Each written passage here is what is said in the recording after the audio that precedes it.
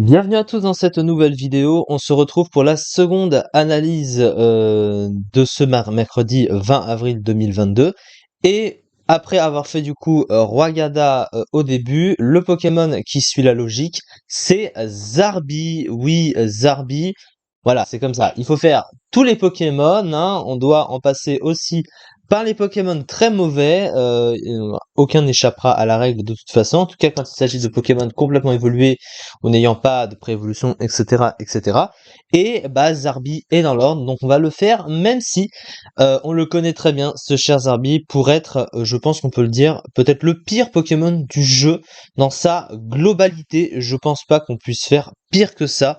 Vraiment, Zarbi, c'est un Pokémon extrêmement mauvais, mais faut quand même dire mais.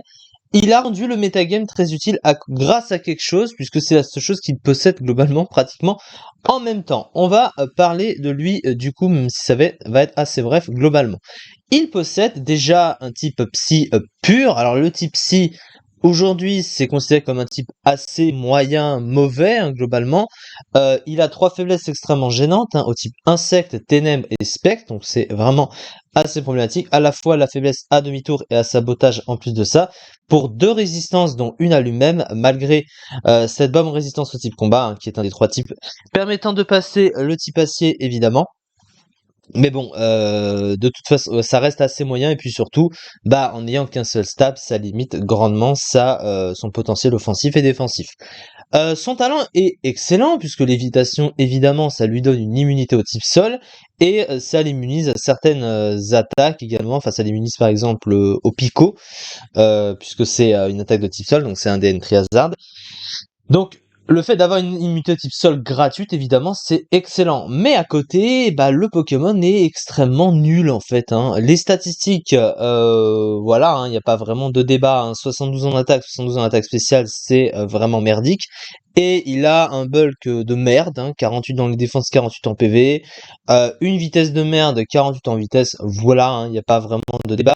Et surtout, son pool n'est constitué que d'une seule attaque qui est puissance cachée.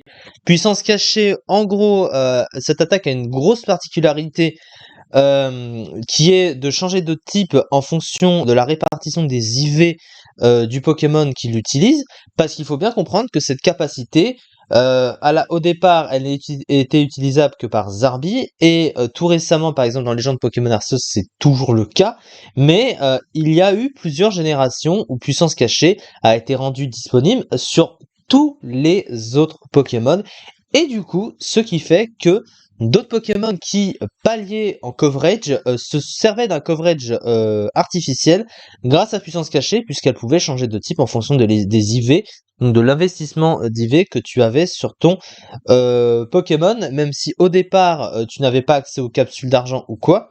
Donc tu devais un peu plus farmer. Après il y avait toujours la repro, donc de toute façon c'est pas très grave. Ça restait long. Et puis après, il y a eu les capsules d'argent, donc c'était un peu plus facile. Mais puissance cachée sur d'autres Pokémon qui peuvent pallier à leur manque de coverage, ça marche. Mais sur Zarbi lui-même, ben c'est nul. Voilà, c'est nul parce que l'attaque, elle n'a que 60 de puissance et 100% de précision. C'est pas une attaque très forte. Et surtout que la seule puissance d'attaque qui pourrait lui permettre d'être un peu plus fort, je dis bien un peu plus fort, eh ben, c'est la puissance cachée de son propre stab. Psy, qui est pas un excellent type offensif globalement, comparé à d'autres. Donc, évidemment, c'est extrêmement nul à ce niveau-là. La fiche stratégique du Pokémon, un move pool unique, un talent qui lui offre une immunité, impossible de jouer ses autres formes, un peu prévisible, bah oui, il n'a qu'une attaque dans son move pool. Et surtout que si jamais tu lui mets une autre puissance cachée que puissance cachée psy, eh bah tu vas faire moins de dégâts parce que tu n'auras même pas le stab, sachant que tu ne peux pas avoir plus d'une seule puissance cachée, même si elle peut changer de type. Ça me paraît évident puisque la répartition d'IV d'un Pokémon, eh ben, elle est unitaire sur le Pokémon, hein, elle est unique. Donc voilà, tu peux pas la changer en plein combat, ça me paraît évident. Ce serait un peu étrange, je pense qu'on est d'accord à ce niveau-là, surtout par rapport à la RNG, hein, sinon ça ferait bugger le jeu. On veut éviter ça, hein. De toute façon, Zarbi a toujours été nul, ça a toujours été un Pokémon de merde, ça n'a pas changé avec le temps. Il est pas revenu en Pokémon épée et bouclier, mais ça n'aurait rien changé, il serait resté mauvais de toute façon. Euh, voilà, hein, donc ici, hein, il était 307ème du PU. Il était vraiment enfoncé dans les tiers, hein. Voilà, il n'y a pas de débat. Je pense que c'est pas une souris, je pense qu'on peut dire que c'est le pire Pokémon du jeu dans sa globalité, de très très loin, voilà. Les preuves sont là.